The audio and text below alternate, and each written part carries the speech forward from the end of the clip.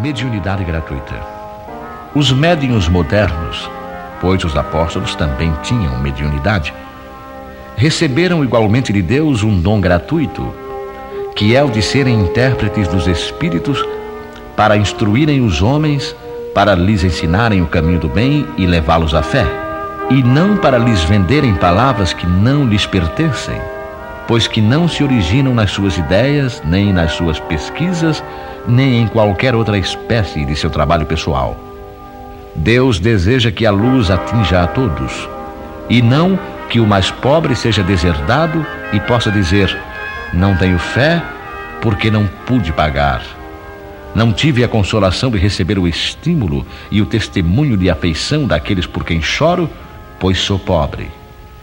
Eis porque a mediunidade não é um privilégio e se encontra por toda a parte. Fazê-la pagar seria, portanto, desviá-la de sua finalidade providencial. Qualquer pessoa que conheça as condições em que os bons espíritos se comunicam, sua repulsa a todas as formas de interesse egoísta, e saiba como pouca coisa basta para afastá-los, jamais poderá admitir que os espíritos superiores estejam à disposição do primeiro que os convocar a tanto por sessão. O simples bom senso repele semelhante coisa. Não seria ainda uma profanação evocar por dinheiro os seres que respeitamos ou que nos são caros? Não há dúvida que podemos obter manifestações dessa maneira, mas quem poderia garantir-lhes a sinceridade?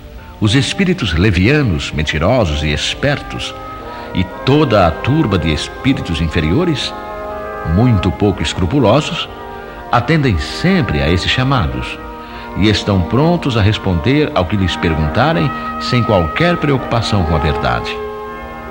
Aquele, pois, que deseja comunicações sérias, deve primeiro procurá-las com seriedade, esclarecendo-se quanto à natureza das ligações do médium com os seres do mundo espiritual. Ora, a primeira condição para se conseguir a boa vontade dos bons espíritos é a que decorre da humildade, do devotamento e da abnegação, o mais absoluto desinteresse moral e material. Ao lado da questão moral, apresenta-se uma consideração de ordem positiva, não menos importante, que se refere à própria natureza da faculdade.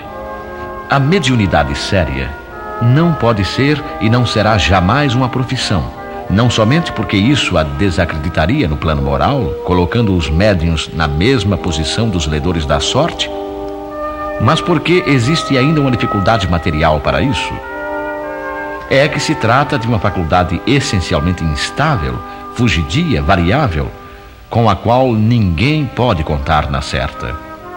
Ela seria, portanto, para o seu explorador, um campo inteiramente incerto, que poderia escapar-lhe no momento mais necessário. Bem diversa é uma capacidade adquirida pelo estudo e pelo trabalho, e que por isso mesmo torna-se uma verdadeira propriedade, da qual é naturalmente lícito tirar proveitos. A mediunidade, porém, não é nem uma arte, nem uma habilidade, e por isso não pode ser profissionalizada. Ela só existe graças ao concurso dos espíritos. Se estes faltarem, não há mediunidade, pois embora a aptidão possa subsistir, o exercício se torna impossível. Não há, portanto, um único médium no mundo que possa garantir a obtenção de um fenômeno espírita em determinado momento. Explorar a mediunidade, como se vê, é querer dispor de uma coisa que realmente não se possui. Afirmar o contrário é enganar os que pagam. Mas há mais, porque não é de si mesmo que se dispõe, e sim dos espíritos, das almas dos mortos, cujo concurso é posto à venda. Este pensamento repugna instintivamente. Foi este tráfico, degenerado em abuso, explorado pelo charlatanismo, pela ignorância, a credulidade e a superstição, que provocou a proibição de Moisés. O espiritismo moderno, compreendendo o aspecto sério do assunto, lançou o descrédito sobre essa exploração e elevou a mediunidade à categoria de missão. A mediunidade é uma coisa sagrada que deve ser praticada santamente, religiosamente. E se há uma espécie de mediunidade que requer esta condição de maneira ainda mais absoluta, é a mediunidade curadora. O médico oferece o resultado dos seus estudos, feito ao peso de sacrifícios geralmente penosos. O magnetizador, o seu próprio fluido e, frequentemente, a sua própria saúde. Eles podem estipular um preço para isso. O médium curador transmite o fluido salutar dos bons espíritos e não tem o direito de vendê-lo. Jesus e os apóstolos, embora pobres, não cobravam as curas que operavam.